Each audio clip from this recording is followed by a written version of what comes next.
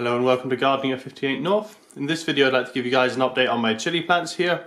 So unfortunately I was trying to actually grow 3 new varieties of peppers from seed. I've actually succeeded with the 2 chilies. The chilies are doing nicely, but the Midas sweet pepper, unfortunately I've gone through 8 seeds now. I've used my paper towel germination technique, which normally gets me near 100% success rates on nearly all my seeds. I've only had one germinate, and that one that did germinate unfortunately got eaten off by scarid flies, so I don't have any of the Midas sweet peppers. But these all germinated, 100% success rate with the Piri Piri and Apache. As I said in the previous video, the first batch of seeds that did germinate unfortunately got eaten off by scarid flies, but I've dealt with that problem now. So I've got 3 healthy plants. This Piri Piri here, you can see is quite a decent size array. This one germinated first. With the Apache, I put 2 seeds in here because the other ones didn't do so well with the scarid fly. I thought I'd double up my chances. So there's 2 Apache plants in there looking quite nice and healthy. These will be separated later on. I'll probably make sure I have 2 Apache plants because I think this one here is Apache. When I got this one, it didn't actually have a name on it, but it fits the description most closely to an Apache type chili. So this should, I'll hopefully have 2 of these again because this was one of the best chilies I've ever had. Really heavy production of peppers. Piri Piri here is very similar variety, so I'll see how that one does. Should be a slightly larger plant. The Apache tends to be quite a dwarf plant. However, it's an F1 hybrid, so it grows fast, crops really heavily in a small space. Piri Piri, however, does grow larger, but then it doesn't crop quite as heavy. So it'll be interesting to see how these 2 do. But certainly that's what it says according to the books anyway. That should be the differences. As you can already see, the Piri Piri is taller. That's partly because it's an older plant, but also it's leggier. The Apaches are a bit smaller. As I say, they are actually dwarf plants in comparison. So this here is quite an old one now. It's probably about 3 years or so. This is the reason that I'm planting new chilies this year. This has been a really good cropper for me for year after year. But for some reason it's really not putting out much growth at the moment. It could be because it's a dwarf variety, maybe. I know some of the plants are kind of like determinate. They grow a certain amount and they kind of stop growing after a while. So I'm thinking that's maybe what's happened to this one. I'm not too sure. But certainly normal chili plants, they can grow year after year without any issues. So I don't know if this is a special variety that kind of stays small. It certainly does seem to say on the seed package that once it gets to a certain size, the Apache just kind of stops growing. So that might be the reason, but as I say, I don't really know what the actual reason is why it stopped growing. So what it's doing at the moment is it keeps putting out hundreds of flower buds. I keep nipping the flower buds off. You can see some of the old flower buds in here that I've been pulling off. I'm not wanting it to grow flower buds at the moment because what it seems to do is just flower like crazy, put all its energy into peppers, and it hasn't been growing any leaves or any stems, so I've been a bit worried about it. With the constant pulling off of the flower buds, what I have found is it's got quite a lot more leaves now. It's definitely starting to look healthier because of that. So I'm going to keep doing that. I have left 1 flower here, which I've pollinated as well. So I want to have at least 1 pepper from this plant.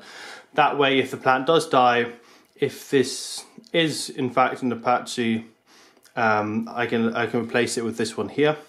If it's not an Apache, that means it might come true from seed, and I'll be able to grow this on from its seedling. If it is an F1 hybrid and an Apache, I won't be able to get a true seed from it. The seed that does grow will be different from the parent plant because the way that genetics work with an F1 hybrid. You need the two parent plants to make the hybrid, but then the hybrid itself can't reproduce into exactly the same plant. The genes from that will be a real combination of the 2 original mother plants. So what I'm going to do really on this video, apart from talking about the plants, is I'm just going to cut off some of these old stems. A lot of the outer stems have actually died off now. That's quite common in a plant that's suffering. What it's doing is all the extremities are harder to look after. So it's killing off the extremities to save kind of the main part of the plant. The extreme ends of the plant are more difficult for the plant to sustain.